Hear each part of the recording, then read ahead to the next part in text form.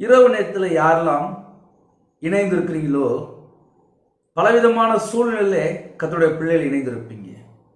யாபேஸ் தன் சகோதரரை பார்க்கிலும் கனம் பெற்றவனாய் இருந்தான்.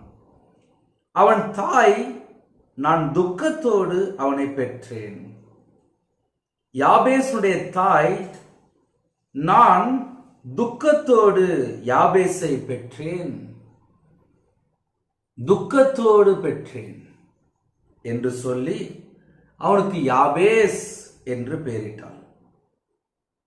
இரவு நேரத்திலே இன்னைக்கு செய்தி என்ன அப்படின்னா, துக்கத்தோடு பெற்ற சில தாய்மார்கள் உண்டு. குடும்பத்துக்குள்ளே நிறைய துக்கமான காரியம் இருக்கும், வெளியே தெரியாது. நான் துக்கத்தோடு அவனை பெற்றேன் என்று சொல்லி அவனுக்கு யாபேஸ் என்று பெயரிட்டார்.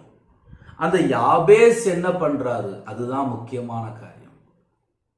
யாபேசுடைய தாய், நான் துக்கத்தோடு இவனை பெற்றேன்.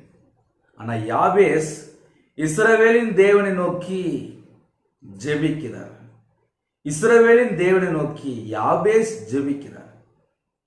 என்ன காரியத்துக்காக யாபேஸ் ஜெபித்தார் அப்படின்னு சொல்லி பார்க்கும்போது, என் தாய் நான் துக்கத்தோடு பெற்றேன் அப்படின்னு சொல்றாங்களே அப்படின்னு சொல்லிட்டு யாபேஸ் இஸ்ரவேலின் தேவனை நோக்கி, தேவரீர் என்னை ஆசீர்வதித்து, கர்த்தருடைய பிள்ளைகள் ஜெபிக்கும் போது தேவரீர் என்னை ஆசீர்வதித்து, தேவரீர் என்னை ஆசீர்வதித்து, இஸ்ரவேலின் தேவனை நோக்கி நாம் ஜெபிக்கும் போது தேவரீர் என்னை ஆசீர்வதித்து,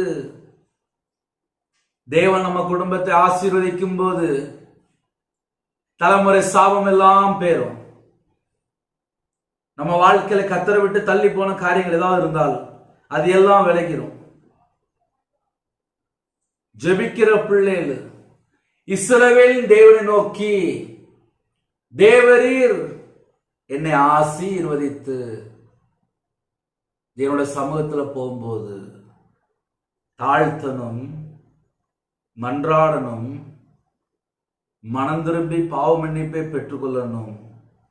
அதே நேரத்தில் இதயத்தில் துக்கம் இருந்தால் இஸ்ரவேலின் தேவனை நோக்கி யாபேஸ் ஜெபித்தது போல, தேவரீர் என்னை ஆசீர்வதித்து.